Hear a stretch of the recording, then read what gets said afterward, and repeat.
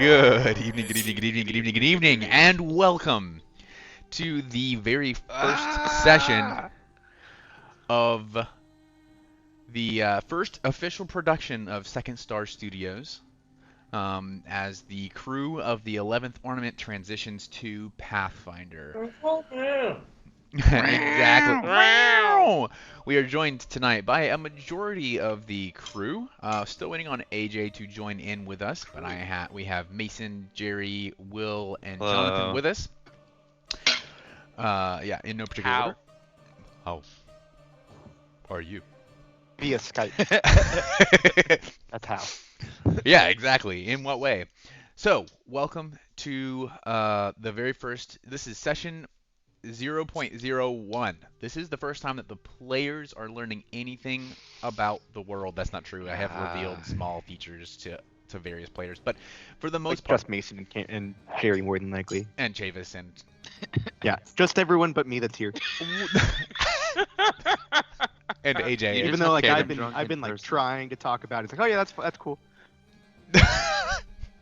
What's really the case is I haven't had a chance to. I haven't taken the opportunity to. It's not that I haven't had a chance.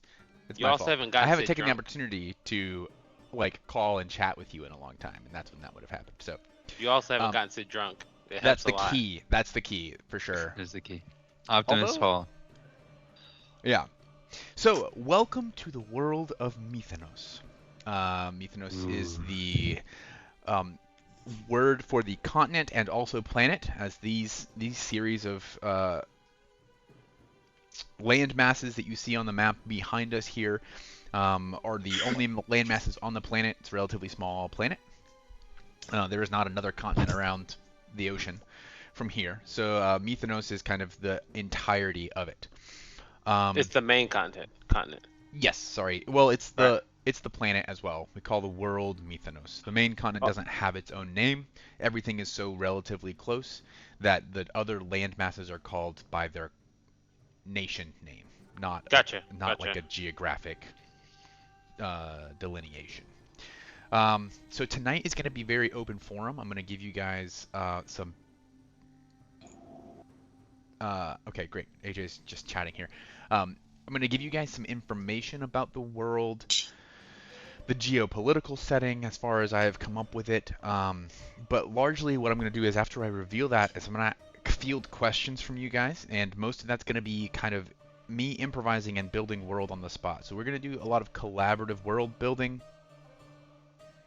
kind of all together here tonight.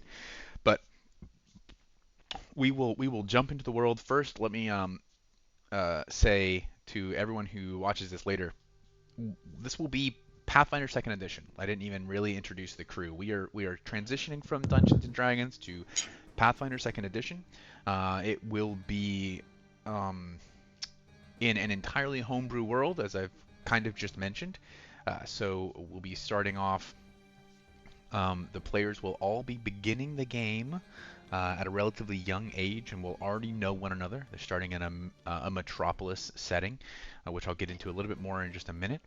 And so this world is not, while Pathfinder's kind of golden bullet, the thing that they really sell and do quite well, apart from their system being well balanced, is their world and their world building. I'm actually not using any of that, much to perhaps my own detriment eventually. We'll see. This is going to be entirely homebrew, so it's not set in the world of Golarion. As Mason was noticing before the stream, this world has its own calendar, its own weekdays. It's a pretty similar time system, enough that the player characters can kind of keep up. Alex, what a beautiful boy! It's me, the beautiful boy. I was just telling Twitch. Hi, Twitch. I knew that was coming. Pause for hi, Twitch. I was just telling Twitch about kind of what tonight's forum sort of setting is going to look like as I reveal the world and then field questions from you guys. So I'm going to go ahead and jump into that if everyone's ready. No. But yes, continue. Okay. Also, bear in mind, I'm taking advantage of a platform called World Anvil. I'm sure that many of you are aware of it. It's a place to take notes and do world building online, where it saves articles that you can link to create a matrix of sort of information. I will share the World Anvil link with you guys after tonight. That will have a lot of the information that I'm sharing with you, although not all of it, because as I've mentioned already, I hope to do a lot of world building with you guys tonight as you ask questions to answers, and I come up with answers that I haven't thought about yet. So, let's begin. So we'll pull up this. Oh, no, nothing in chat yet. This is the very first thing. So, in Mythonos, your party will live in a nation/city-state called the Eternal Justice of Astropor. In this case, the noun is the justice, so people might say that they walked from one side of the justice to the other, which would actually be quite a long walk, but that's how you would refer to it as, like, all across the justice. The justice is kind of the word for the nation itself.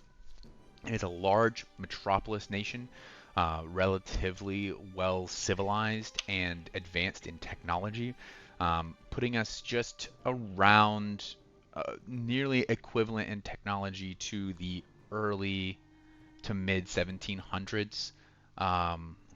Firearms are available, but not common by any means, or accurate, or really at all better than just wielding a sword. Unless you're very well trained at it. But certain wealthy individuals might have access to that sort of technology. The Justice of Astropor has a highly Mediterranean climate. I'll go ahead and drop a picture here.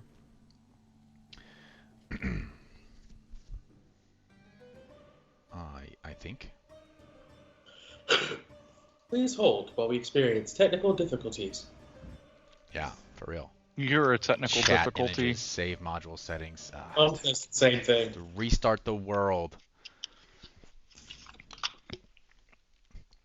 You Not said sponsored by Eternal Guinness. Justice, right? Yes, the nation is called the Eternal Justice of Astropor. Now, there are internal justices of Astropor, but they're like more political figures. That's not true. Here is some imagery that will help you to set in your mind's eye what Astropor looks like.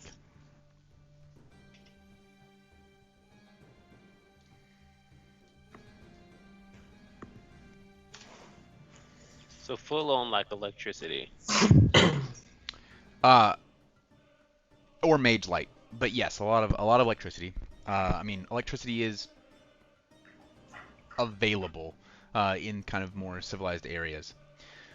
Worth noting that all across, let me make sure that the stream has a similar view we're looking at here. Okay, cool. So, Astropor encompasses the entire region from the Opal Horn, which is this large mountain here, all the way around. This internal coastline is called Bright Scale Coast. And this largest peninsula, not the tiny peninsula, but the larger peninsula, is called the Iagonos Peninsula. Astropor encompasses the entire region, all the way to the Amethyst Wastes in the north. So, it is difficult to get to from other areas of the continent. Let me have this match. Yeah, okay. Because of the inhospitability of the Amethyst Wastes, and the Golden Hills right before the Amethyst Wastes are also desert area. They just aren't made of like pure amethyst dust, so they're a little bit less dangerous.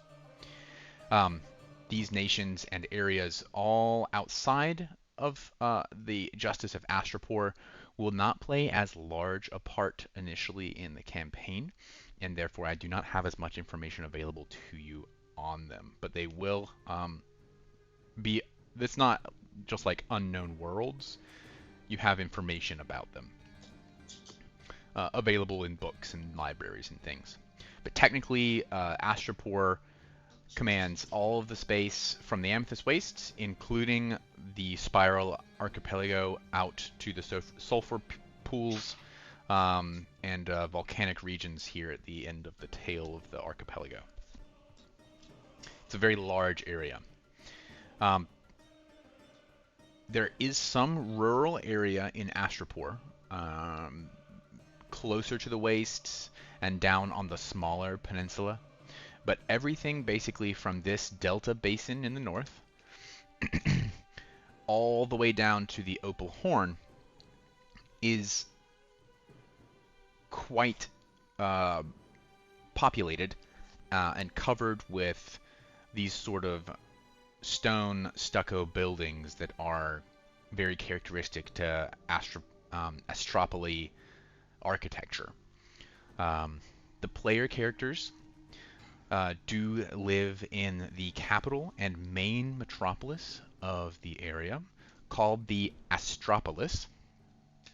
It is located here on the coast of God's Eye Bay. That's the name of this geographic feature. It's called the Astropolis? The Astropolis.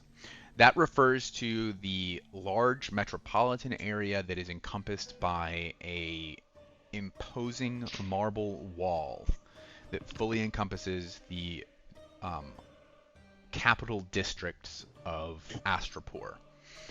Outside of those walls is still rather a bustling city that kind of begins to taper off when you get several miles outside of the city. But the main capital is called the Astropolis, and it's made up of several regions, several districts. The player characters reside in the first K district. That's Quay, like the actual harbor. The first K is the place where Astropor was technically founded. It's the original place where its founding members landed. And spell the word again. I'm sorry. Quay. Thank you. Yes, indeed. So, with that, I will share with you the myth of the founding of Astropor. Can I ask a real question? I'm so sorry. Can I ask a question for you? Yeah, absolutely. Sure, go ahead. Okay. When you said surrounded by a marble wall, it's surrounded by all sides except for where the water is, right? Mm-hmm. Yes, exactly. So it's on the water. The whole on the water. metro Yes. is on the water. Okay. Yeah. Like not physically on the water, like but Yes. like the right. Okay. Butts up against God's Eye Bay. Okay. Which I can I think I have some descriptors here. Again, I'm going to make a lot of this available to you guys.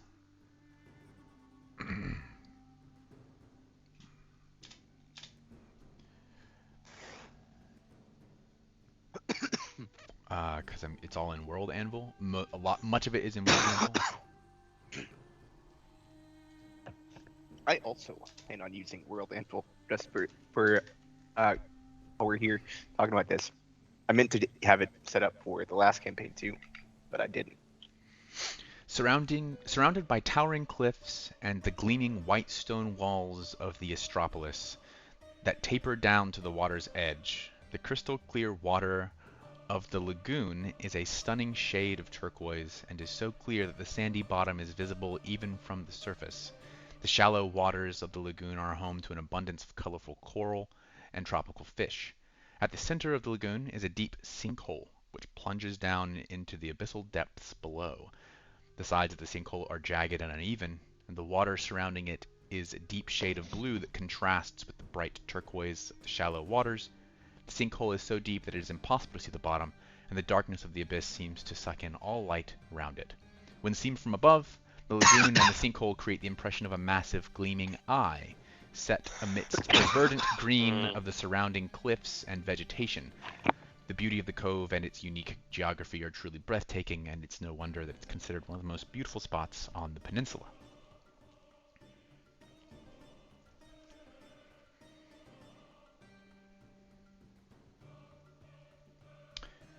So, the year is 3013 VE. That's the reckoning for the year. Not to bombard you with information, but that stands for the VOC Exodus. I'll get to that in a little bit.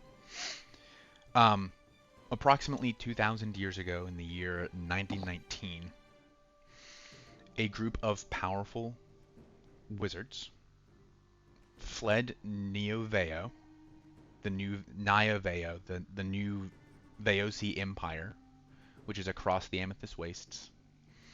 And despite their incredible magic ability, they struggled and were nearly killed by the journey, the pilgrimage, to the Iagonos Peninsula and God's Eye Bay. When they arrived, they discovered that the entire area had some interesting natural phenomena. When they landed at God's Eye Bay, they were met by 3 sphinxes.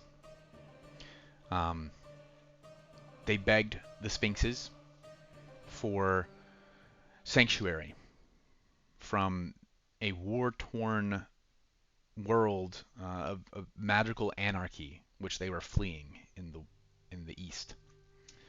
And the sphinxes at first turned them away, wanted them to go back to their chaos from which they had fled. But ultimately they were swayed, and they were allowed to stay. These 6 powerful mages would become to known as the Weepers.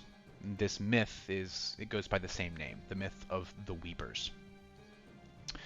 When they arrived, they met the 3 sphinxes. And it is these same 3 sphinxes who rule over the eternal justice of Astropor today. They are godlike beings and also the head of the government in Astropor, though they have a relatively minor role in the modern era.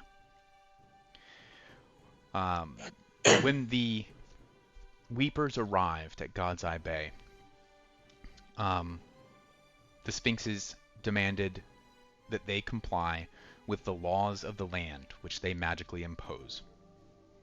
The sphinxes themselves, as well as the laws which they impose, are called the Triska Law. There are 3 of them, and there are 3 laws. The 3 laws are as follows. Order of Mastery. Let me read this specifically to you. Each soul will have sovereignty and belong only to itself. As with all of the Triska laws, this edict is enforced supernaturally, causing chains to break, ropes to snap, narcotics to fail when they would impose upon free will, anywhere within the justice. As such, the punitive and judicial system in Astropor is unlike any other in the world. It relies heavily on community service and exile as deterrents for crime, as people cannot be detained. Basically, no one can be restrained. Magic would allow you to escape any bindings. You cannot be enslaved. This is in no small part to the fact that slavery is rampant in other parts of Mythonos. So it is impossible to enslave someone in Astropor. These protections do not, however, prevent a man from being detained by other living beings, such as civic guards. So as long as you're actively being withheld by another person, that magic won't come into play. So people can be restrained by guards or authorities and escorted out of Astropor, if necessary. So that's the first law, Order of Mastery. The second law is Order of Magic.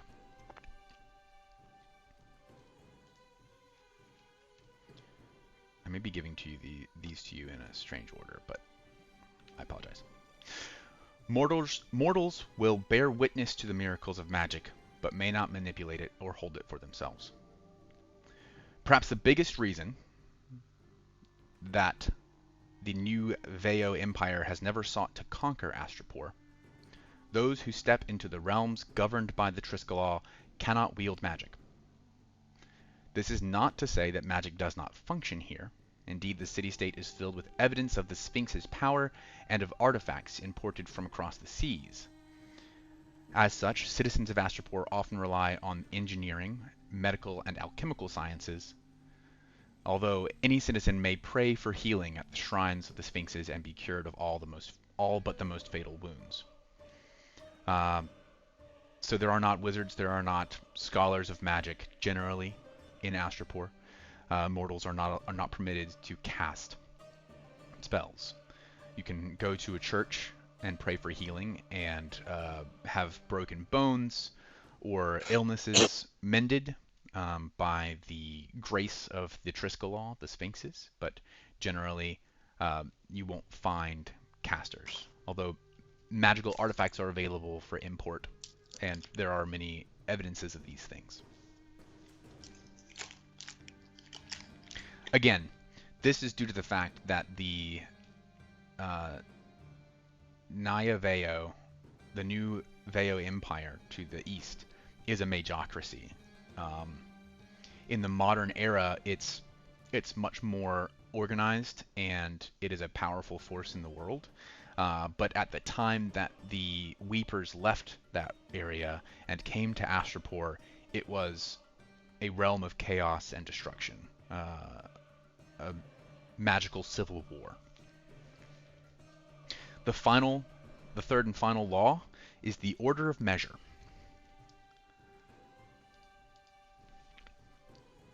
Each person will, barring accident or malice, live to orbit the sun 100 times, no more and no less.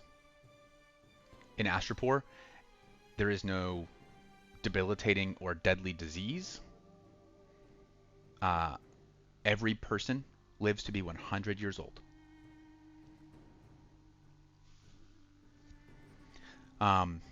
The people of Astropor, regardless of ancestry or faith, live lives free of disease and sickness to the age of 100 years, at which point they prepare themselves for the ritual known as the Zenith, whereby their physical forms become starlight and they ascend to the heavens. The notable exception for this are the Witnesses, which we'll get to in a little bit. That's a rank of the government. These people who are chosen to be witnesses often live to be 5 or 6 centuries old before passing away, and their bodies are not turned to starlight, they are interred below the Hall of Echoes. So, this is a very different setting for you. I'm sure this is some startling revelations. These 3 laws basically govern all of Astropor. They are magically enforced by the power of the Sphinxes, the Triskelaw. So they cannot be circumvented,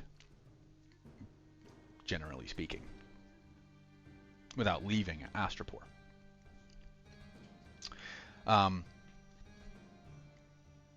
In the world at large, to give you a very brief and general history, 3,013 years ago, exactly, because this is the mark by which time is kept, the predominant nation across the entire world of Mythonos vanished. They were called the Veosi. They were an incredibly advanced, powerful, magical nation of inorganic carbon life forms. They were crystalline. They had mineral-based structures. They were incredible casters of magic, and they had indefinite lifespans. They were treated as gods across the realms of Mythonos. They had they treated all organic life forms as subservient creatures put on this planet to do their biddings. They were enslaved. 3,000 years ago, 3,013 years ago, they all just vanished without warning or reason. It's unknown exactly what happened. They just ceased to exist. They left behind chaos as their enslaved peoples whom they had groomed to be servants found sudden freedom, and it resulted in many civil wars and just kind of a dark age across Mythnos. Out of that age emerged the powerful casting classes that would eventually form the Magocracy of modern day Veo. That will be over here across the Amethyst Wastes. Its capitals are on the high plateaus of the Hamamkara mountain range. I keep forgetting exactly what I call it. Veonaya. The Veonaya Empire represents the modern day Magocracy, which exists here, which was founded probably around 700. 200 years before the most powerful mages of that region fled from Veonaya to found Astropor. So, I've dumped a lot on you. I appreciate your patience as you quietly ingest what I have put forth. Do you have any questions? What's like the socio-economic situation? Is there a class system, or is everybody just like everybody the same? There is socioeconomic disparity, but it is not severe. I guess not as severe as it is in the real world. There's definitely people who are poorer, but there is not a lot in the way, in Astropor at least, there's not a lot of rampant and debilitating poverty. There is some, but it's not as common as it would be today, I'd say. But there is some disparity. There's a governmental system, so there's socioeconomics in place here. The governmental system is called the Constellar. The Constellar is made up of 3 branches.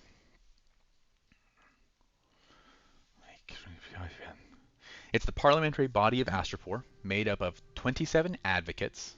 These are basically locally elected senators. 6 witnesses, and the 3 sphinxes of the Triskelaw. So the Constellar gather at a massive building within the Astropolis known as the Constellar Court that has a pink rose quartz dome across its top, carved with like gold filigree linings that mark the rotations of celestial bodies across the sky.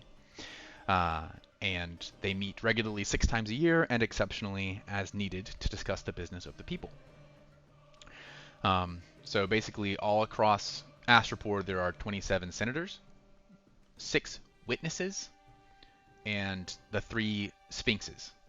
The 3 sphinxes are not simply removed godlike beings. They are physical creatures that live in Astropor atop 3 immensely towering spires, which are built at the center of the Astropolis, and are occasionally seen flying about the skies of Astropor, and even descending to speak with the people. The sphinxes are called Orphelia, Vespara, and Xander.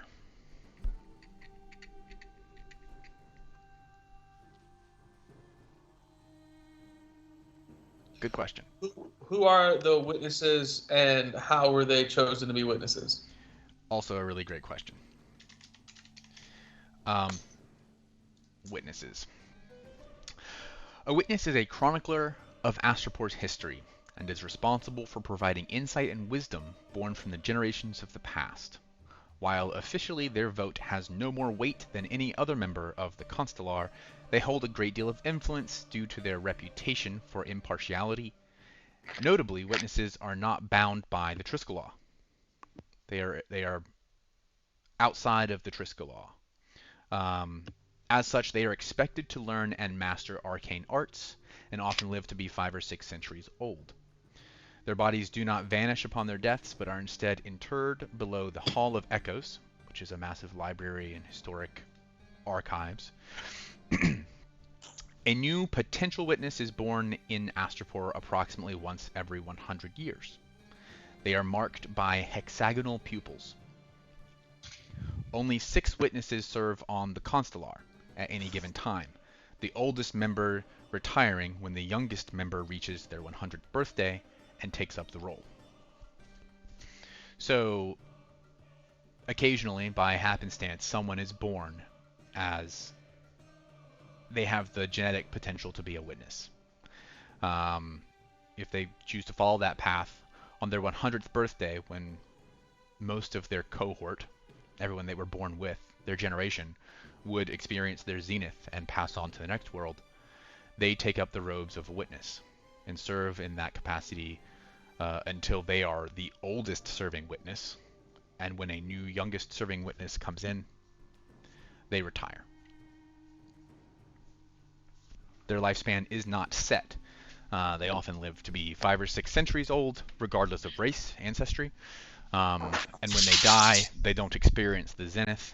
Their bodies are entombed, enshrined below the Hall of Echoes. So someone who could be a witness could choose not to become one? If there's another to take their place, yes. Okay.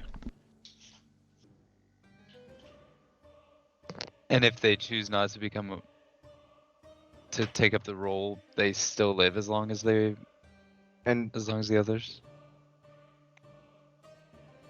You can't be forced to become a witness, because that's like the whole logic of you can't be forced to do something. Well, that's what I'm asking. Yeah, that's kind of where I was. Is being a witness just the role, or it's like if you decide to become a witness, it's then that you live longer than everyone else? Sorry, no, correct. Had to go to the bathroom. Witnesses, even if they choose not to become a witness, which is very uncommon, there's a lot of societal pressure for them to do that.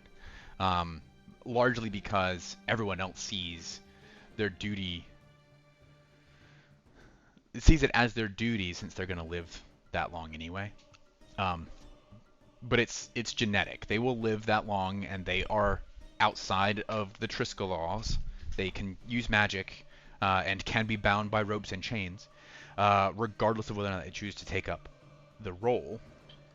But since everyone else in the world, in the country of Astropor, only lives to be 100, it's kind of seen as selfish, because they get their 100 years not serving. They get to live out whatever normal life they want to. But on their 100th birthday, they're expected to take up the robes and station of a witness. So there's a lot of societal pressure. It's very uncommon that a witness does not choose to take up the responsibility. Historically, that means historically, whoever was the first one to not want to take it up, most people who know about history would know of this. Oh yeah. If it's so uncommon. Yes. Okay, taking my own notes. I should pick somebody. I should make a name of somebody who didn't do it. There would definitely be a story of the. There's only been one. Of English There's Globe. a story of the first one who chose not to. Yeah, his name was Balthazar Methersole. His two parents were heroes and became witnesses, but he decided that he was going. And if it's genetics, then those are families of people who become witnesses. Well, there's a lot of no, not necessarily. Okay. It's not within a specific species, and it's not specific within a specific hereditary line. But when you are born as a potential It's like witness, being a mutant. yes, Hmm. Hmm. correct. So they're like it is. Baby comes out, dares to eyes. There's no like. Correct. You would know right away. Instead of circles, they have hexagons for the black part, the pupil of the eye. So currently, the 6 witnesses. This is an unnecessary question, but the current 6 witnesses are of what ancestries? This is not an important question. So Yeah, you okay. can. We don't have. You don't have to have this answer now. I'm just curious. There are 2 elves. 3 kobolds in 1 trench coat.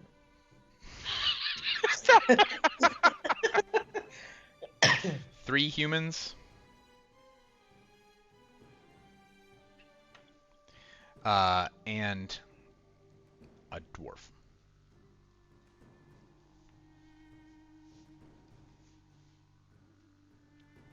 Is it? What's the kind of like interspecies like? Well, not species, but like how do the different races interact in the world? Like, is it just like homogeneous world and we're just... fairly metropolitan, fairly homogeneous. There are definitely cultural differences, but they are not as strong as they are in other areas of Mythonos.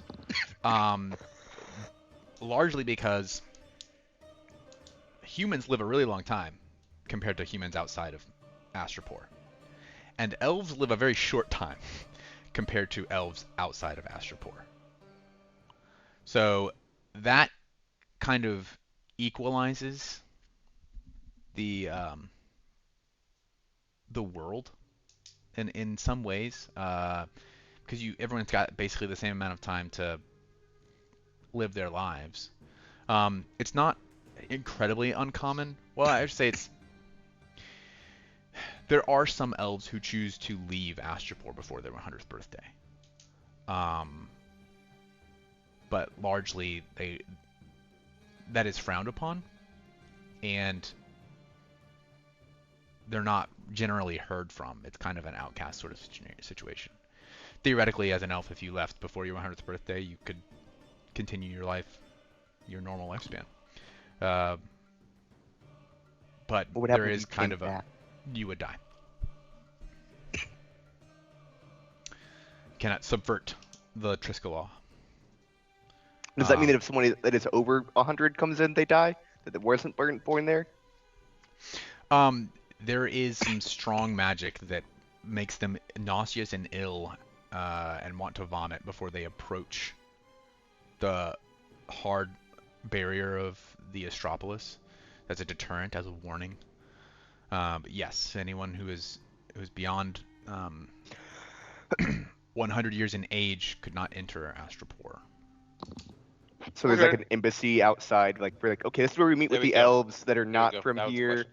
If we have to have culture. Yes, well, there's trading. Like there's like a city outside the city that the older people that are older than 100 can go to. Yeah, there's kind of a transit city on the edge of the Amethyst Wastes. It is largely populated by by Oreads. Oreads can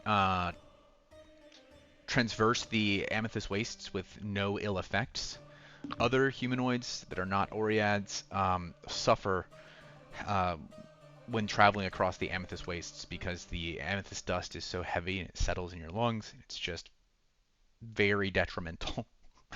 But on the edge of the Amethyst Wastes, between the mountains that separate Astropor from the wastes, there is a city. What's it gonna be called? Rock City, Rock Hill. Rock... Wow. City.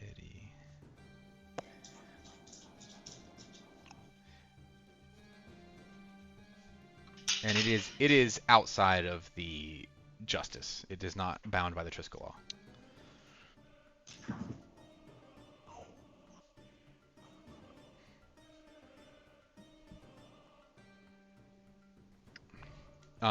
You all would know that the primary races that were enslaved by the Vaosi, thousands of years ago, were Vanara, monkey folk, and Nagaji, snake folk. So those two races are probably the oldest sentient races on the planet of Mythonos.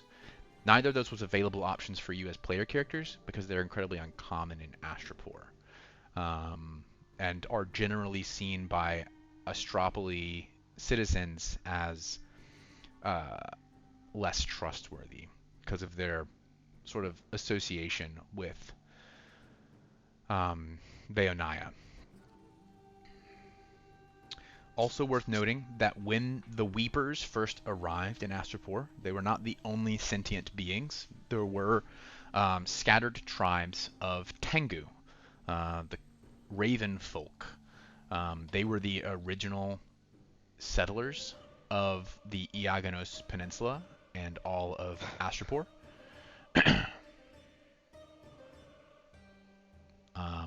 And their people were largely subsumed by the burgeoning industry brought along by the Weepers. There are still clans of Tengu that have their own dedicated spaces across the peninsula, but a lot of them are integrated into the global metropolis now. I want to make sure I'm not confused. The Triskalas are for everyone in Astropor. Yes.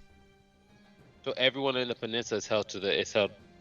Yes, everyone across the eternal justice of Astropor, everyone who's in this country, Okay. is bound by the laws. Silly question. So we're surrounded by ocean, Yes. and you said no, and obviously no one. You said no one has really tried to invade or take over because the laws are magically enforced. There is the largest other nation in the world. Let me actually pull up this. Naya. View. The largest nation in Mythonos. The Nayans represent the reunited peoples left behind when the Vaosi disappeared from the world of Mythonos nearly 3,000 years ago. The Vaonia Empire claims dominion from the edges of the Amethyst Wastes in the west to the tips of the Himimkara Mountains in the north and as far south as the Glasslands. The Nayan people are basically the remnants of the enslaved peoples who became free, had several hundred years of civil war, and eventually began governing themselves. It's a magocracy.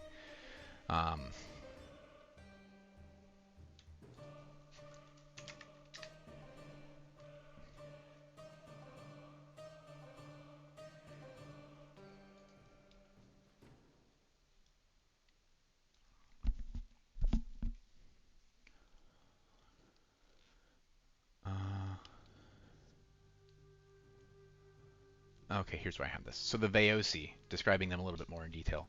Denizens of the ancient empire of Vao, these crystalline creatures were said to be the first race to rise to power and conquer Mythonos around 8,000 years ago. Very little is known about the people themselves, as their texts are illegible to all manner of wit and magic, and there are no traces of these godlike beings, either dead or alive, to tell their tale. Historic evidence and studies suggest that around 3,000 years ago, the Vaosi simply vanished, leaving behind art, artifacts, architecture, and perhaps most vitally, slaves.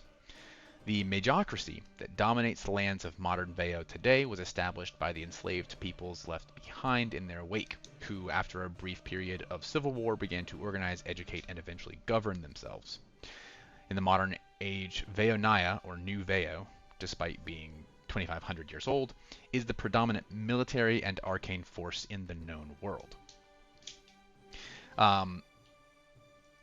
The Vaonia are, you guys wouldn't necessarily know about this except from history, from reading about it in books. But the Veonaya mark themselves in their station with a glowing glyph that floats near around their head. It's part of the Magocracy, the hierarchy of their people. They have a station. It's basically a power level, a competency level in magic that governs how much authority and respect they get. And outside of the realms of Astropor, that glyph can be seen pretty much at all times, hovering around them. Although it can be suppressed in certain scenarios intentionally, generally it persists. They put such emphasis on magic and magic being the root of political and social power that the Triska laws prevent them from having any desire whatsoever of crossing the sea to invade Astropor.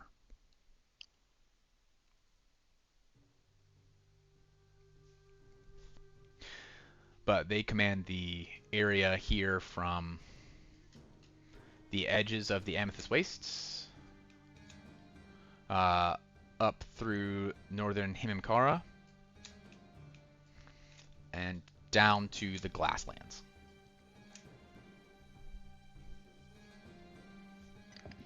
Is that the only other nation? That is the only other nation that I have written. So, do you have any other ideas about where the other elemental people? I don't know what the correct term is. You know what I mean? Like Yes. where they like. Yes. So there are. This is a nation up here. It's not governed by the Triska law, but it's Astropor's closest allies. There is a large colony of Sylph who live here, air elementals, half-breeds. Is it a floating island? It is. It is. Okay. It is above ground, above the water. Yep. And also Strix, the bird-like humanoids capable of flight, have cities here. Although they're not primitive, but they are kind of removed from the general trade people, simple and needs. commerce. They're removed from the commerce of the world at large, and so they're kind of behind on the technological side of things. They have perfectly reasonable and working technology. They do have, they use stone architecture, cement, that sort of thing, but they're far from the technological marvels of Astropor.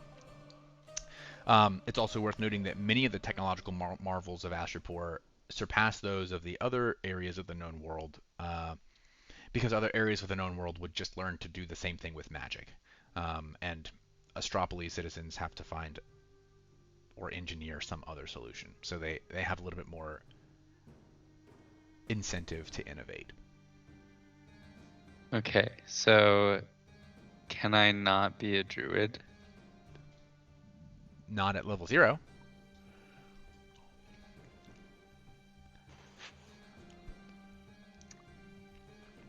What about level 1, Sid?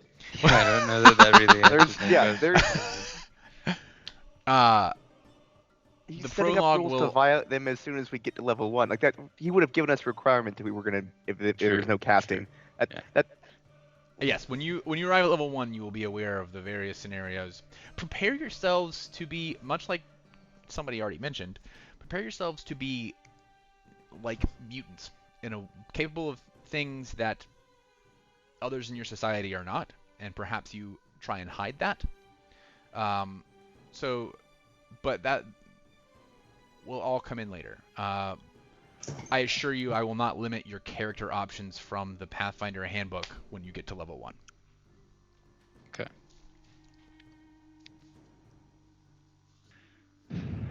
Huh. So, in terms of like jobs in the Justice, like what Yeah. do people do? Like, are there doctors and nurses? Like, what's the high in terms of like hierarchy of what's valued. What are Sure. my parents pressuring me to be? Yeah. Like, Well, because yeah, doctors, I mean, 'cause you there live to be are- 100. Like, Right. Well, so there are, there is a clergy. They worship is a strong word. There's no faith required because they are readily present, but there is a faith for the sphinxes, the Triskelaw, and there are not very many doctors, medical doctors. There are some doctors that have cosmetic or convenience functions. Like there are alchemists who prepare contraception potions, and not potions, but medicines, and that sort of thing. Hair loss, but nothing life-saving, because if you're gonna die from an injury and you don't have time to be brought to a temple for healing, then you're gonna probably decease. There's not a lot of space or need for like emergency room doctors. Right. So,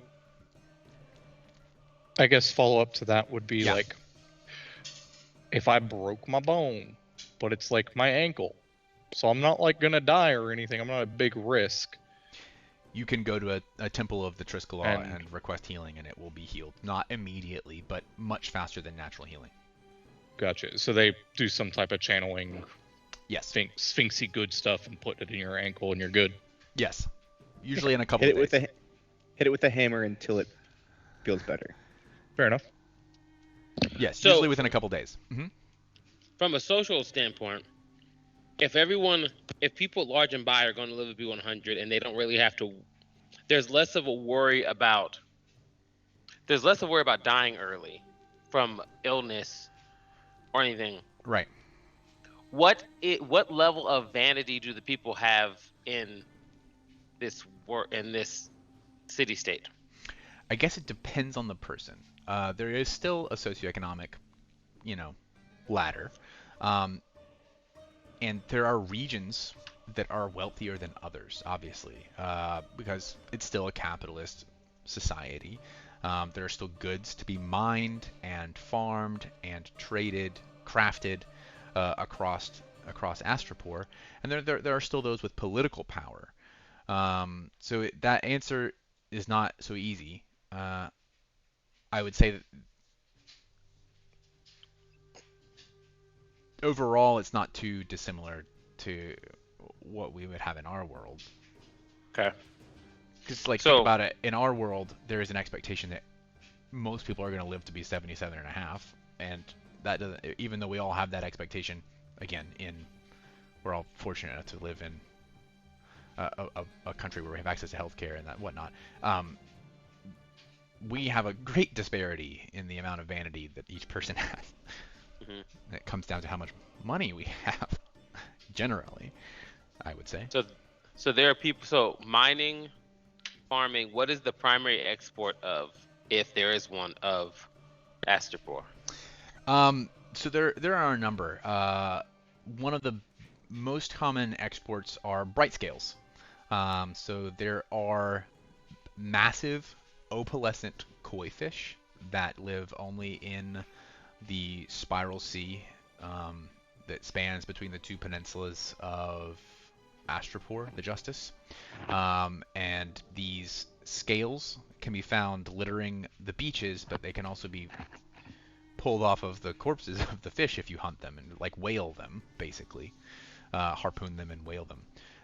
And the bright scales have a number of very desirable qualities that are good for armor and jewelry, and they're just very strong and beautiful scales. Each scale is about this big, say 3 inches across at the bottom. And they're opalescent. They look like abalone or mother of pearl. Okay. This is a goofy question about back to the you live to 100 without disease, whatever. Mm-hmm. So disease just doesn't fuck with you at all, regardless of like. Oh no, you can catch inconvenient, dangerous diseases, just not deadly ones. Okay. So you would want to seek out medical religious help if you had a sexually transmitted disease, or you can catch a cold. You can have a sneeze fit, or I was thinking whatever. about like, I don't know why this popped into my head. I think it's because like meat that's raw, for example, like Mhm. with fish, for example, it's a lot more tender and very desirable to eat it raw versus cooked. But like that kind of applying everywhere. If you eat raw meat all the time, you're probably gonna get fucking sick for it. So I was just thinking, Yes, if, like, that's that still type the of case. thing. Yeah, it Okay. just won't kill you. Like guaranteed not to kill you. It might make you miserable. For days, right? Sure. But even in that regard, because everyone lives large and by disease free, there couldn't be that many illnesses that exist because people aren't entering and leaving Astropor. No, I mean there's a burgeoning trade from other nations across Mythonos who come to Astropor. Astropoli are well known across the world for being willing to shell out handfuls of gold for potions and simple magical artifacts because they can't craft them themselves. So there's a desire for tradesmen to make stops. But they're not. But they're not coming. They're not coming in very far in. They're just going to. No, not necessarily. Right. So like you could obviously bacteria could be introduced through like that stuff. But I'm saying like aside from that, there wouldn't be very many diseases to begin with because Not incredibly many. Correct. yeah. So Jerry's character is an epidemiologist. No. We have the Dr. Factory of Mythos Okay. in our party. So I clarifying question, because I think I may have like half zoned out in the middle of Sure. law number 2. Magical items and magic things can exist within, Oh yeah. but it can't be created or generated by one of the citizens. Yes. Well, and it could be created or generated by a citizen if they left Astropor and then came back. It's just that Okay. while standing in the justice of Astropor, you cannot directly command or manipulate magic. Gotcha. So like if I went out for fucking 15, 20 years and became really good at casting the spells, I could come back and I wouldn't lose that ability. I just couldn't do it in there. Correct. Yeah. Okay. That's right. And the exception are the witnesses. So witnesses are expected to learn magic because when the council, the Constellar, needs to know information about other casters around the world, geopolitical information that might be important to running the nation, the witnesses are supposed to be their experts on arcane. So they're kind of expected to become masters of arcane arts. And another, I'm jumping kind of around. I've had a couple tiny Yeah, ones, so I yeah. didn't want to ask all just each time. For the council of all the like senators, the witnesses, and then The the Constellar. sphinxes. Yep. Yeah. Each individual's vote equals the same, or Yes. is anybody weighted more? Okay. No, everyone has the same votes. The sphinxes almost Is there any always... distinct party system? Sure. No, thank you, please. No, don't do this. Yeah, there will be. It's Yeah, not going that's to play fair. a big role. That's very reasonable. I think I had one more, but it's not in my brain. The at the moment. sphinxes almost Oh. always abstain from every vote. Cool. Although they will attend the votes if requested to attend. So Do here's they- my que- So Sorry? do they not attend at all regularly? They will. They on generally request, don't though? attend, except on request. Are Sorry, there Greg. historical incidences of the Sphinx's vote casting a vote? Sure. Anything Is their notable? vote is their vote considered more ahead to No, they get one vote, just like everyone else. They're only large and by the sphinxes are considered to be wise and powerful. They're considered to be benevolent. They have the best interest of Astropor always at heart. But They also are considered to be aloof in some ways. They really care about the Triska law. They care about their 3 orders being complied with to prevent the travesty of Veonia. But beyond that, the laws of men and Myr are their own. Okay, so in terms of like education of student, there's an education system, I'm assuming. There is. In fact, I'm glad you bring that up. All of your characters are attending a prestigious school in Run the by Spear Camp. Astropolis called the Luniversity.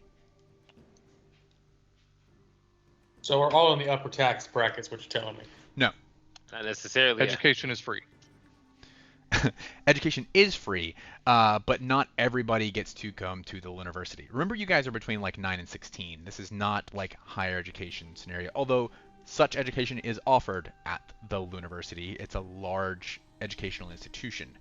The various reasons that you might be here, we will discuss in your individual one-on-one backstories as we talk about how you have come to be here. But as a whole, your party are all classmates at the Luniversity, and you have something of a street gang. Not anything really sinister, but you're all, for whatever reason, We don't run around fit. turning street signs and For whatever reason, running you from you cops don't for no fit reason. in with the normal popular gang. You're all kind of outsiders on your own. You formed your own group of people that you trust and get along with, and you call yourself the Disorderlies. And you hang out in the Astropolis after school, getting into trouble. There are the 6 of you plus 3 other individuals, 9 members of the Disorderlies, and you're kind of just like an after-school gang, but not like a gang. we like throw rocks at people and gaslight them about it. No, We didn't throw any rocks? you don't do that. Oh, okay. Well, I don't know, maybe you do. Okay, so because magic is not permitted to be cast by mortals in Astropor, how is magic thought of by the people of Astropor? How are kids? I don't want to say the word indoctrinated, but how are they taught in terms of what magic is and its uses? It's considered to be a fantastical, mystical force. It's basically like miracles. Because there is magic. The Sphinxes can use magic. It's miracles. So they acknowledge that like magic is real, Oh, absolutely. not, and that do they present it in such a way that it's like you can't do this, period, or are they Basically. like you just can't do it here? It is illegal within the justice of Astropor. There is also a very strong social pressure for Astropolis citizens to live their entire lives in Astropor. And that is driven by the ceremony of the Zenith. This is seen as an ascension from the material plane. It's a great honor and relief after your 100 years to go on to the next steps of your journey. A lot of the fear of dying that is found in the rest of the world is somewhat removed by the fact that you can almost count on to the day when it's going to happen, and you know it's not going to be painful. There is a district of the Astropolis called the Starlight District, which is the Starlight Gardens, which is an entirely kind of topiary garden-like district where individuals often make reservations for their Zenith ceremony, and they'll go and have all their friends and family come to join them and say their goodbyes and hug one another before their bodies become like aurora lights and ascend to the heavens. And that is seen as kind of it's a very positive experience in the society. So leaving Astropor means that you don't get to do that. Your body just dies and it gets put into the dirt somewhere. The other burial and death ceremonies of other cultures around the world are scary to Astropolis citizens. They don't. Mhm. It's like seems barbaric compared to the Zenith ceremony. So yeah. Do- So good. Do they believe in like an afterlife per se? And if so, what is it? Or do they just think that that's it, but like I'm now one with Stardust, whatever? It's very ambiguous, but like I said, has a positive flair. Yeah, you return to the heavens. So a lot of Astropor society is strongly based on stars and cosmology. The culture is kind of revolves around that, and so this is like it's often referred to by the clergy as the next step in your journey. But details about that are not plentiful. Gotcha. Is it implied at all that like your consciousness is transferred, or that like they don't even go that? It's so again, it's like the next part of your journey. You're gonna move on from this place and move on to another place where your journey will continue. Okay. So the thought is that yes, you and all of your memories and everything you're carrying with you will come with you to the next Okay. step. Do people prepare wills and testament, or do people like? Is there a situation of like, you don't need like life insurance is a thing, and in this in this particular world, like There we would know not we're all be gonna we know life we're all gonna insurance die at prepared. 100. So what happens to people's belongings? They would there would be like a And- will. It would be passed down by genealogy or by the wishes of the person leaving instructions with a lawyer or some such as to how their possessions are meant to pass along. So that part doesn't change too much. So there would be so there would be lawyers, so miners, farmers, lawyers, and then you have clergymen. I'm asking Sure. questions to also determine what the jobs exist. Right. Artists, performers, ranchers, butchers, Butchers. cobblers. There are blacksmiths specifically trained Blacksmiths. in using bright scales. Like Yes, for sure. so. Okay. Teachers. Sailing is a very prevalent occupation. But people Astropor only has sail a within. Astropor has a powerful navy. Yeah, also it's worth noting it's very difficult to sail between the Spiral Archipelago due to swirling whirlpools created by deep rifts in the ocean. So it's difficult to sail outside this way. You can sail around and sail north and go the long way around, and there is some trade that goes that way, even to Veonia. There's no active conflict or war in modern-day Veonia, nor is Astropor at war with those people. It's just kind of a frosty relationship because of history. But there are trade routes that travel between them. So as far as technology is concerned, so there is electricity in more affluent places. When there isn't electricity, there's magic lightning of some kind. There are boats. Is there lighter than aircraft?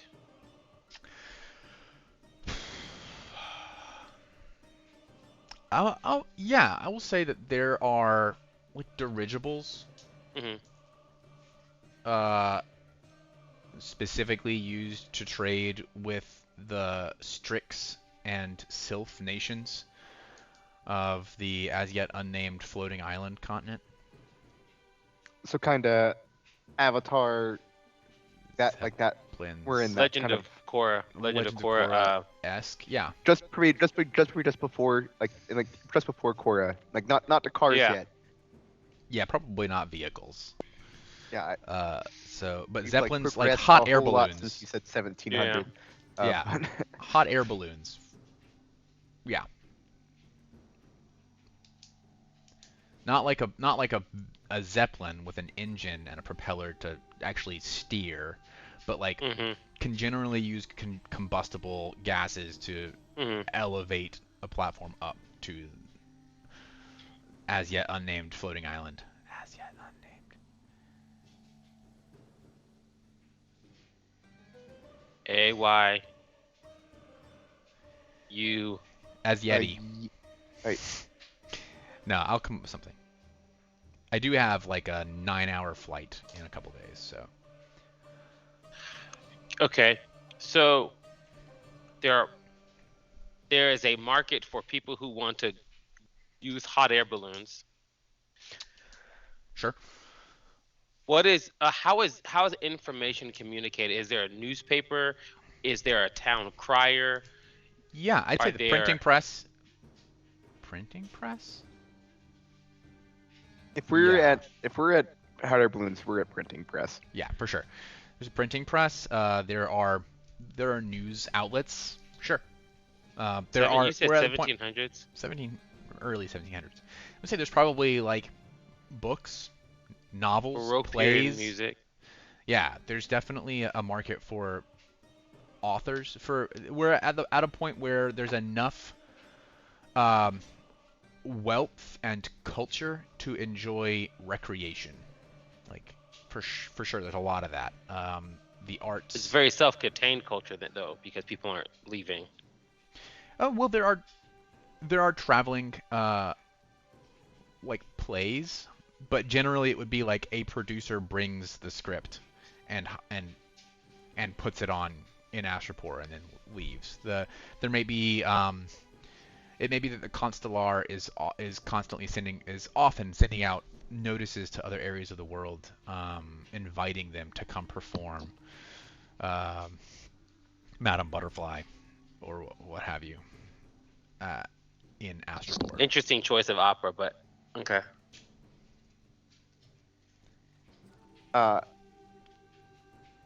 And there's a lot of different cultures in Astropor. A lot of different ancestries. Elven, Dwarven, Gnomish. There are at least some representatives of all of the half-elemental races. There are the Leshies. There are Tengu. Halflings. So that brings another question. So the first people to settle in the place that is now Astropor were Tengu. Rather, they coexisted with the Sphinxes. Okay, before the Weepers arrived. Okay. And founded Astropor. What is the understanding of the exist? What is the understanding of the story of how the races came to be, since there are so many, or is there a different story based on each creation ancestry? myths? Yeah. Yes. So the Sphinxes are regarded as godlike beings. They offer miraculous power, but they are not attributed with the creation of Mythonos.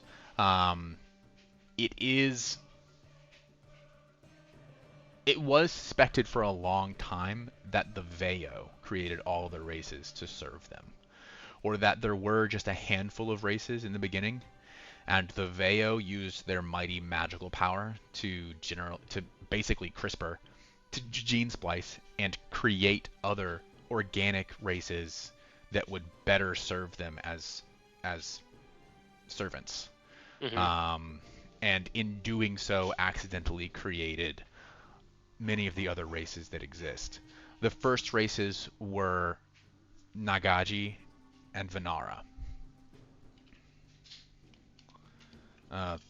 Theoretically, all of the other races were either created by the Veo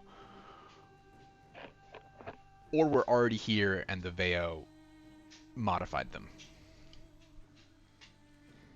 What is typically, for the biologists in Astropor, Mm-hmm.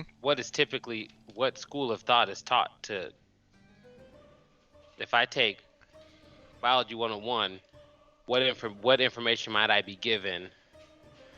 Yeah, I would say that most modern scholars in Astroport assume that at least um, there were the Nara, the monkey folk, and the Nagashi, and that at some point after those races began to be modified, um, there were races that came to Mythonos from the Fey realms, which is still Okay. we're still using a Fey realm sort of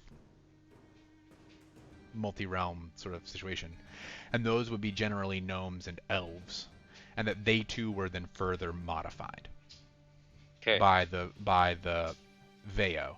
The Veo had a strong predilection or a favor of the elemental races.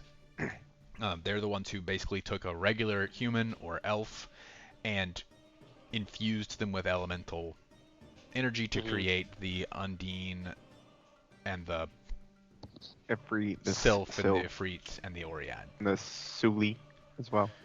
Yep. You had a question, Will? Go ahead. So that would imply that there's going to be like other planes wise. I'm kind of curious about that. So like there'll be kind of elemental plane type thing, and like Faerun will Yeah, looking to do very bigger. very abstractly, kind of like in campaign 1. Like they're Mhm. the elemental planes are there, and some very esoteric specialized groups may know about and have access to them, but there's very little in the way of planes travel to the common folk, especially in Astroport where you can't even cast spells. But yeah, other planes exist. It's in the grand cosmology awareness. There are other places. So everyone knows that witnesses can use magic, or that they use magic. Yes, oftentimes, and I'll have to get this information for you. Oftentimes, basically anyone in Astroport would be able to name the 6 witnesses, just like, well, put it this way: can your average American name the Supreme Court justices? Some of them. I can probably name most of them. Okay. Not all of them, but some of them. So that's about a similar like interaction or engagement level as it is with the witnesses. You might, yes, you're aware that they are outside of the Triskelaw, and you might even know some of them by name and be able to recognize them. And we would also, I'm assuming, news spreads whenever the next potential witness is born. Yes. That seems like important news. Yes. Are parents like hoping that their child, when a person is pregnant, they're just hoping their child's going to be a witness, or is it like mixed? Witnesses are not seen as generally happy people, but they have a lot of political power. They're not viewed as happy people. I don't want to. There's something of a connotation that as they serve their duty and live out their lives, and everyone they know and love passes dies as they live on, that Can witnesses it's a great have burden. children? Sure. They'll outlive them in most cases. So they don't. But would it be only in the first 100 years though? After that 100 years, they're not. Like, they couldn't then, right? No, they can. Okay. Do they also stop physically aging? That was going to be my question. They age normally to, we'll say, around 30. Okay. And then So they all look like they're in their 30s. slow down significantly. No, I mean very old, like 600-year-old witnesses look like they're about 100 human years. Okay. So that brings up a question about the other ancestries. So I might be taking this from D&D elf information, so please correct if I'm wrong, but elves typically live longer, are a longer lived race than humans. Yes. So those 100 years, a 100-year-old, a 99-year-old elf who's about to die the next day is going to look different than a 99-year-old human who's going to die the next day. Yes, you don't see elves that looked wizened at all. So for that matter, would you also not see like gnomes would also Right. Generally, those long-lived races, I would say the population of Astropor to the outsider looks quite young, with the exception of like humans, humans? which are the most common. And even race. then, like, But- look pretty good for how old they are. Yeah. Yeah. Because you probably look like you're a healthy 80 out of 100. Like, Yeah. like, Yeah, because For sure. you're also not. We're not dealing with like a heavy amount of pollution or things that would cause someone to. Because if there's no disease, then that means like Alzheimer's, arthritis, Well, those things. Alzheimer's won't kill you, so Sure, but like Yeah, I was also thinking about like physical ailments, like your knees just don't work anymore, and like your hips just don't work anymore. there like, is the magic of praying at the altars, the shrines to the Triskelaw, can relieve a lot of those aging symptoms. And that's kind of what binds, like you wouldn't be able to leave Astropor and find that kind of care, generally Yeah. speaking, for free. so like dementia would not be as common. People are typically have their wits about them by the time they get to 100 Yes. because they would Yes, absolutely. have a way to get. I understand now. There Okay. there are elderly demented people who have lost their minds, but generally, I mean, we're talking about across the whole scale of socioeconomic statuses. It would be those people who don't have loved ones to take care of them and bring them to the shrines, people who have lived a depressed or lost their way in life, or kind of outcasts of society. They definitely exist. They're just not incredibly common. Mhm. can you request to do your zenith? Is that what it's the zenith? Is that Yeah, it? the Zenith ceremony. Yeah. Zenith, can you request to do that early? Nope. Is that a thing? Okay. You would live to be exactly 100 years. Whether you want to or not. Oh well, no, you can commit suicide. It's just not incredibly No, you- common. To or not. Yeah, okay. Because I Bodies- just think about like the potential like diseases that don't kill you but take your quality of life down to Yeah. next to nothing. Right. Well, But and being so like forced to live. healing can be requested from the shrines. So many of those things can be subverted, even if it's kind of having to return to the shrines monthly or whatever to fight those. How that's a little heavy for our D&D campaigns anyway, that we're not really Sure. going to... I mean, It- it but is, it- but it does. yeah, it yeah. does affect how people view the world around For them. sure. Like, I mean, I love because- the world building. because as a result of this is essentially going to be viewed as a utopian society. So people won't want to leave. Yeah, I don't want to give And you that so- impression, but yes. But I mean, when I say like people because that's how things exist. I can only Yeah. imagine that things are taught in that way. Like people are educated in such a way that it might because unless I could be wrong, but the way education works in the world we live in, there's some bias towards things. Sure, absolutely. So what I'm saying is like if there's bias towards people don't leave Astropor because the world outside Astropor is scary. You have the Amethyst Waste, which is the very immediate egress aside from the water. Right. So you're not going there unless you're an Oriad. You can't leave through the little whirlpool place because they're whirlpool. Right. They like you understand what I'm saying? We're like based on the information you've given us. No, people are deterred from leaving because the ways of leaving are could also result in someone getting hurt. They're dangerous Definitely. ways of leaving. Definitely. And there's also a strong social pressure to reach your zenith. It's that you want Mhm. to ascend to the stars. Even people who are frustrated with their scenarios. I mean, like I said, it's not a utopia per se, but generally it is a better place than a lot. They consider it to be a better place Mhm. than the other places on Mhm. Mythonos. What are the thoughts towards propagation? So are people having lots of kids? Are people deterred from having a large number of kids? No particular social stigma around that. humans are the most common race. They would still run into, menopause, situations where they would not be able to bear Yeah. children at a certain age despite living to 100. But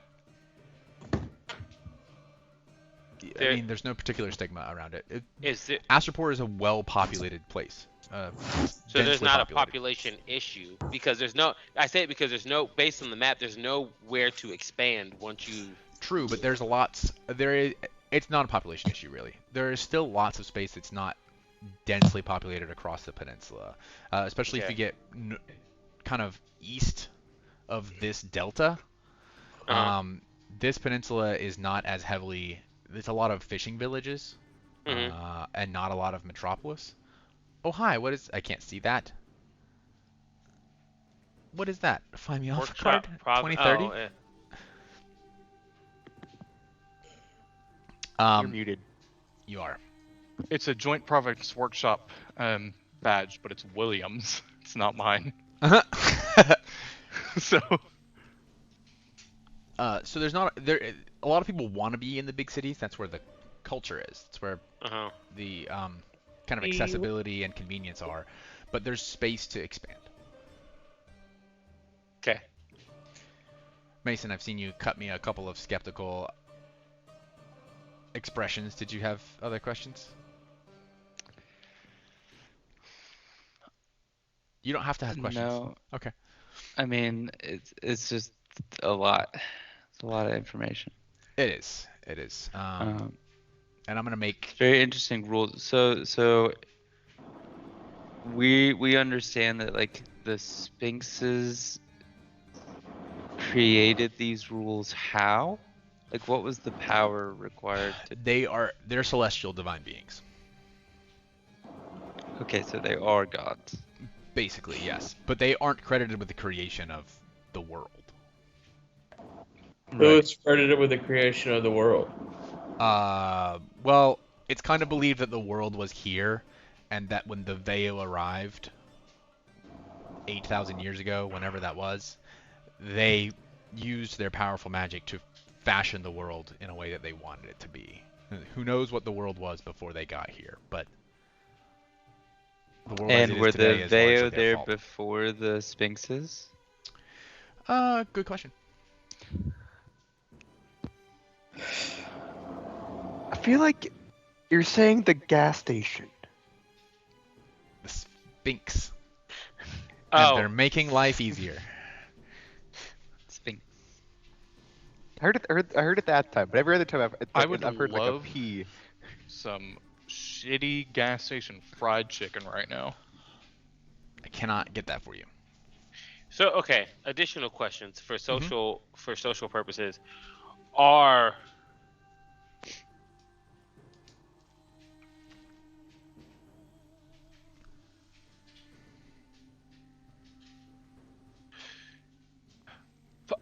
politics is not a big thing in Astroport because there is politics a big thing? I guess is a question. Yeah, relatively. There are the 27 advocates. They're basically senators. They have a lot of political power. But there are also kind of more localized, like mayors of the various towns that are not the Astropolis itself. Although the Astropolis has a mayor that is not one of the advocates. So there are other local governments, yeah, beneath that. So Astroport is the justice is divided into districts, or is it? Yes. It had to be in, well, 27 means, and those 27 are divided amongst how many areas, regions, districts? So every region has its own elected advocate. So there are 27 of them then. Yes. There are 27. Okay, so the Astropolis is its own. The Astropolis is comprised of four. There are four advocates for the Astropolis. Because of the population density, the advocates all roughly represent the same number of citizens, not the same geographic area. It's population, not like 2 per thing. It's House of Representatives. There not we the go. Senate. There we go. Because you were saying Yeah. that's why I was asking. Okay. Yes, Okay, yes, it so is more like there a are House of 27 Representatives, but there are 27 regions. But the regions are drawn so that every region has a similar number of people living in it. So there Okay. happen to be 4 in the Astropolis because it's so Uh-huh. heavily dense with Okay. people. But other regions further away from the Astropolis might be very large regions because they represent the same number of citizens. Okay. Because we're all because we're all taking class in the same class at the Luniversity, Mhm. and we're the ages 9 to 16, is there like an age in which people go into the workforce? Or what age is about what age is that? Usually, you would go to school probably until you're 25. When do you start your education? I don't want to put a number on that because different ancestries have different maturity rates. But we'll say that generally it's kind of it's not an age-based thing. It's going to be like a acumen. You would Oh, so that would explain why we're 9 to 16 in one Yeah, class. Because exactly. it depends the on your majority of people who would be 16 might be the human races. If we're in the same Maybe. class, yeah. potentially. The way around. The way around. Oh yeah, the longer living races would mature slower, so that they might be older before they're of Sure. the same. Is that well? That's a good question. That's a question. So I don't if want to put they- any hard and fast rules on it. So, whatever reasons we come up with for you being here in the university, it's also such that you happen to be in the same class because you all test. You're not all in all the same classes, but you have some classes together. Okay. And in those areas of study, you have shown mastery or acumen of whatever level that class is being taught. You're all in that class. So okay, I guess the question is that because everyone lives 100 years, Mm-hmm.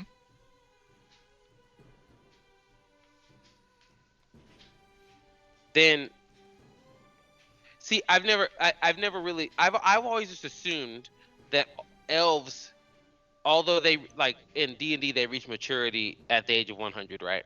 Sure. But in a world where everyone only lives 100 years, if they're aging, I guess I've never thought of them aging slower they're not- so much as, but that doesn't change anything. The way that you think about the elves already doing it, it's just at 100, that's when it ends. So they're still going to progress the same that they would have if we didn't have that 100-year cap. So my So question is, what is that? What is that for, like an elf? So the elves of Astropor are known by other members of their race across Mythonos as being industrious and hasty. They have, over generations, learned and adopted the cultural significance of making use of every moment that is more common to the shorter-lived races. From a mental standpoint, it's not like they have the mental capacity of an 18-year-old until they're 50. They aren't just like reckless children until they're 100.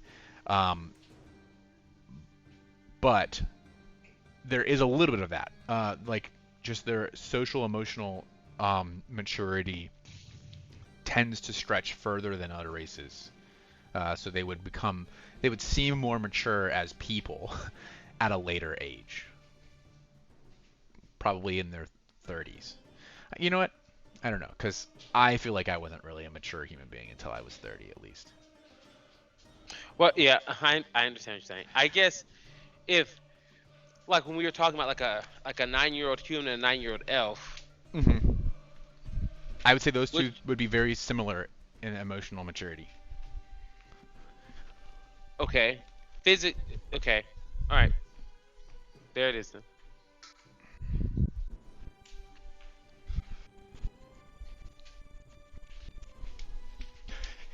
Yeah, I would say that for the purposes of making this work and be reasonable and fun, they would have a similar emotional track. They would just might have kind of more reckless, roguish, childlike behavior later into life. Maybe all the way up until like 30, 35. as opposed to other races, but not, and might have a small reputation for that, but not anything so noticeable as to prohibit them from being successful in society. Mm-hmm. Okay. From a physical standpoint, all of the races generally are going to mature at a similar rate, as far as like, growth and so on. Okay. So I know Mason is planning on playing a Leshy, and so Leshies consume, in the book, they consume like these sunlight, right? And it talks about like Right. the bottled sunlight or whatever. So if someone goes to a place to consume food, you're saying you would see a variety of things that things that all races could consume, but then also things that are specific to certain ancestries. Sure. Although I would imagine that Leshies are more likely to have, like, I don't want to say like gas stations, but like places around the city that are like rooftop gardens where Mm-hmm. they could go and sit, and it's just grass. They could just go and sit and meditate in the sunlight, and gather and have a community with one another. And these would just be, although there's a lot of that in the city, there's a lot of just urban space that is still urban green space. It's very garden centric. So that's not as much of a concern, I should think. So, question about the Leshy gas stations. Are there normal races that come and try to have picnics in the garden area just to cover up as much space as possible? Just, Why would they do that, Wow. John? Wow. I don't know, but people do that with Tesla charging stations all the time. They just go and park their trucks there. Anyway. I see. Yeah. No, that's not incredibly common, mostly because that would be very mean-spirited, and also Leshies can just like stand in the street if they want. I mean, they're just gonna be standing in sunlight. It's just that the kind of gathering points are convenient and community-driven. And you said that punishments are typically exile or community service. Yes. Rarely are people detained. Because detaining someone requires a lot of manpower. It requires someone to actually physically hold you for the entire duration, because you can't be chained up or locked in a cell. Go ahead. How is community service enforced? I mean, there's a lot of social pressure just to, like, it's expected that you do your part. If you're not going to comply with that, and it's like, it depends on the infraction. We're talking about the same kinds of things that community service would be required for in our world. Go help prune the gardens, pick up litter, and clean up the beaches, and help build a building, whatever the case. If you're going to become cantankerous and non-compliant, there's a strong threat of being exiled, being asked to leave Astropor, and that's usually not great. Even if you wanted to leave Astropor, that's not the best way to do it, because they're probably just going to drop you off at the edge of the Amethyst Wastes. Yeah. That's a death sentence for non-Oriads. Yes, if you don't get, the right gear. So, what would be like the most common infraction, like punished infraction in Astropor based on that information? Who is that? Jonathan, I think. There's my air conditioning. That's why I'm gonna. I don't know what the most common infraction would be. I mean, there's all of your normal crimes still exist. I want it to feel like a fully fleshed out society. I mean, there's organized crime in small amounts. There's like blackmail, money laundering, prostitution, drug sales, the black market sales of illicit magical items. I don't know what the most common infraction would be. Okay. And then also there's murder, assault. Follow-up question to the thing you said there. It is illegal to own magic items. No, just certain magical items. Wand Okay. of fireballs. Yeah. That's unreasonable. Why would that be illegal? That seems perfectly safe. No, there's a lot of magic items in the world, especially in Astropor, where the wealthy people purchase them as, part of the trade. It's not uncommon to see very wealthy people travel about on magic carpets. In fact, there's an incredibly wealthy district in Astropor called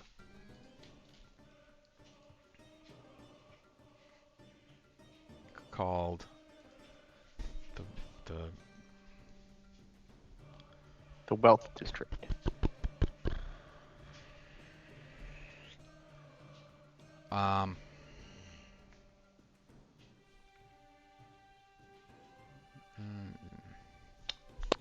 This would be helpful if we were sponsored, because this could be like, this is the Arby's Wealth District, sponsored by Arby's. Yeah. No, I don't need to make it up. I need to find it in my notes. But also, this is the Cookout Port District, sponsored by Cookout. Okay, let's view the Astropolis here. Okay, districts. First K. This district is home to the main harbor of Astropor, and as such, it is a bustling area with ships of all sizes coming and going. The streets are narrow and winding, with shops and taverns lining the way. The First K is known for its lively nightlife and is a popular destination for travelers looking for entertainment. The Lumen City.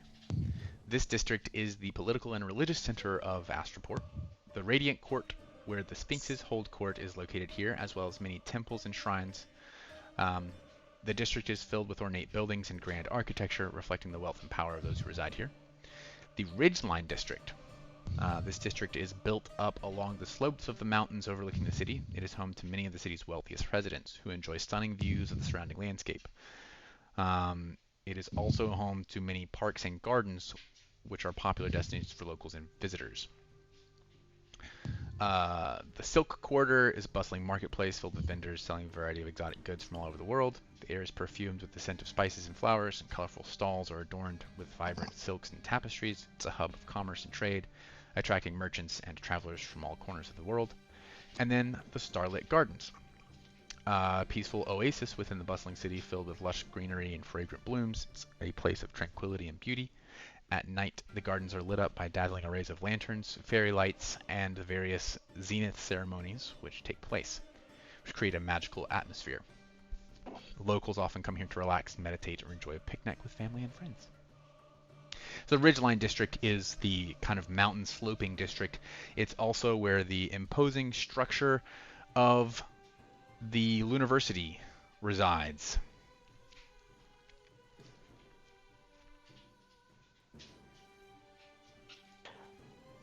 I asked about the you kind of answered this a little Did bit. I go too, on a but tangent? Did I actually no. miss that question? Oh, okay. No. I'm going back to a question way earlier. About like the Efreet and specifically the Efreet and the Udine. You didn't get to those two, since those are the two that I'm interested in. I was curious about. Yeah, If you don't have that, that's a finance. That's acceptable. I don't. I would say the Efreet probably have the primary area of where they're the most common ancestry would be in this region,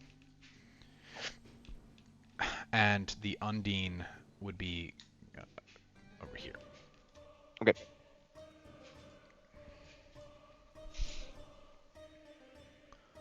Although there is room for that to change. So, And also, you pointed out too that they, even then, that it could be that was from way forever ago. There are plenty of them in just the Yes, area they itself. exist. Yes. They're not like super common, but you would not be. But No one would look at you sideways, right?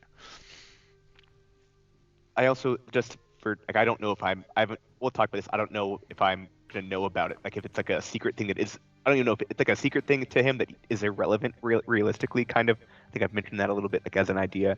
We'll talk about that though. Okay. So you gave a so we're part of this group called the Disorderlies, and you said that there is a Oh yes, I did mention that. person that is said leader of this Yeah, group oh. of ragtag That's the other question. misfits. Yes. Who is the person who is Peter Pan in this situation? There is an older colleague of yours at school. He is human. His name is Ganyan. And he is kind of he doesn't think of himself as a leader, but he is kind of read subtext, he's the leader. He's kind of a rascal, but he really cares about all of you guys. He's got some tragic stuff going on in his life that has brought him to the university and is lucky to be here, and kind of organizes you guys all around the fact that none of you are really fit in with the normal popular crowd at school.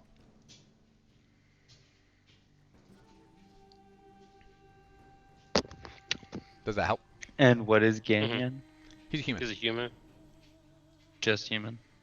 Yes. Well, at the beginning of the campaign, no one has a class yet, so he'd just be. Oh, you know, It could be Ganyan's gonna mixed. die in the first minute, like first hour of the prologue. It's gonna be the catalyst for the Stop entire it. thing. So it's gonna sit No, there, make some hype, Ganyan, and we're when gonna have they to do show it. Next thing you the- know, we have to kill the witnesses.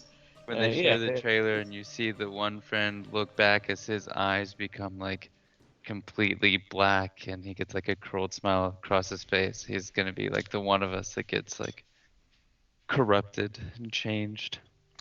Great. Or he's the one to kill guesses. the witnesses. This Great will- guesses. We will refer to him as the Sphinx Killer. Here's a Sphinx view of Killer the Ganyan the city from. Just it's not actually because this is all AI generated art, so I couldn't get it obviously to get exactly what I wanted, but just to give you an idea, some reference art, if you will. This would be kind of like the view from the university on the ridgeline. When attending class, Yes. are people generally like pretty nice, or because we come from maybe what they would consider to be less well-to-do parts of the city, are we kind of like, did we choose to be That's- different, or are we like, That's a did great we question group up that because I am people don't really really looking talk forward us? to figuring out with you as part of the next steps in this process, where we will gather one-on-one in most cases, and start talking about how you could envision your character in this world and what kind of scenario you would like to have come from or be in, and start piecing together all of your initial backstories. For story purposes, to make the ends meet, to start where we're going to start, we will have to find a reason why you are part of the Disorderlies.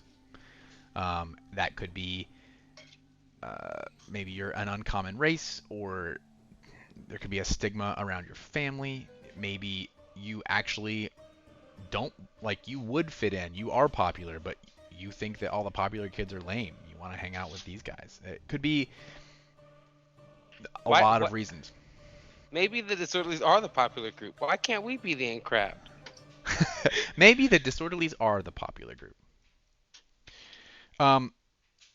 It is kind of the case that the Disorderlies are not. It's kind of like an Oliver and Company situation. Not so much as like pickpocketing and thievery, but that's where I'll leave it for now.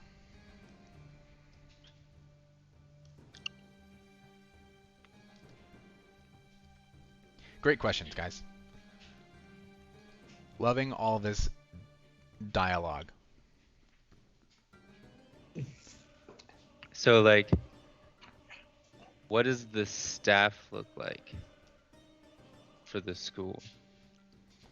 What do you mean? What do they look like? Is it like there's like one headmaster and then like a teacher's faculty under that? Is there like a board of directors who kind of runs things? Like, are there like students who get to teach like the younger students, like the older like university students that teach like the younger students, that like they would be seen as like lesser faculty, like Those sound like great ideas.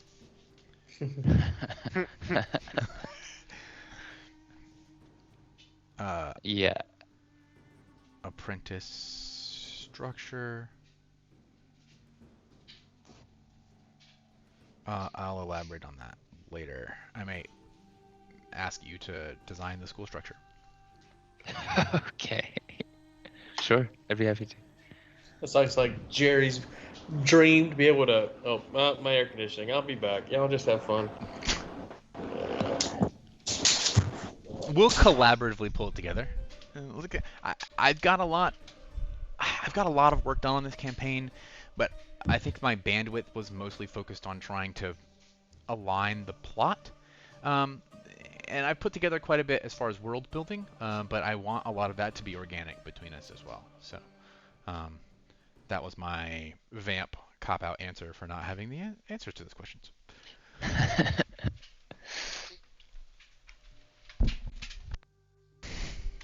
Yeah, anything else, guys, comes to mind immediately?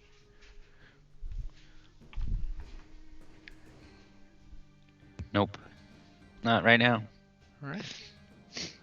Well, I am looking forward to this.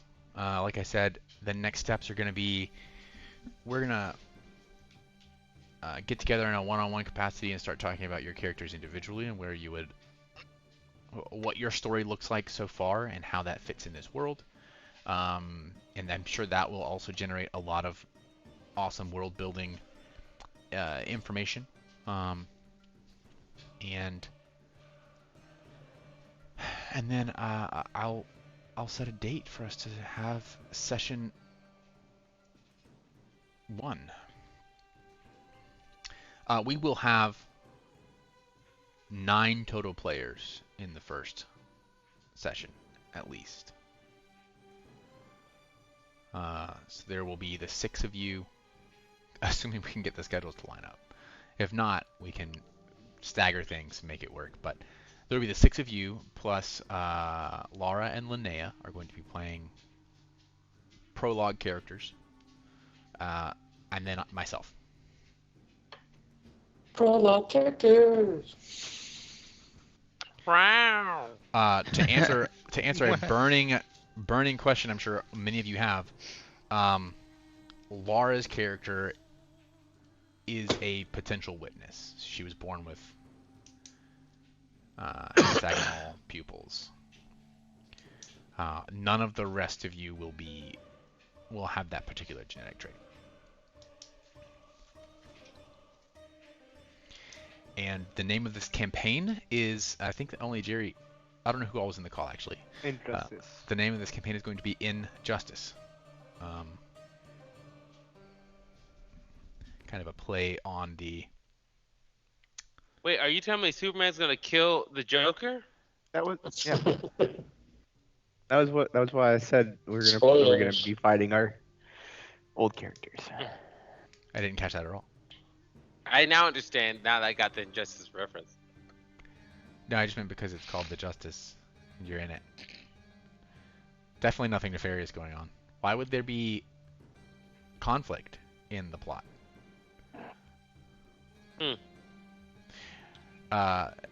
If there's nothing else, I'm going to give you guys back some of your Sunday evening. And I'll be reaching out to all of you individually to set up these kind of one-on-one sessions. We won't play next Sunday. I will be in Italy. London or Italy. Italia. London or Naples. Both actually on Sunday.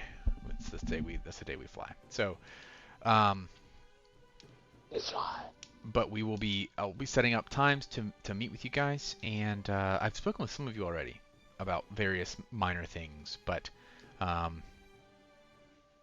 I think that with this reveal, you might have some more direction on where you'd like to take your characters. I hope you do. So, if there's nothing else. You're pretty. Oh, you too, pal. All right, bye Twitch. Bye, Twitch. Twitch. He said, can you text me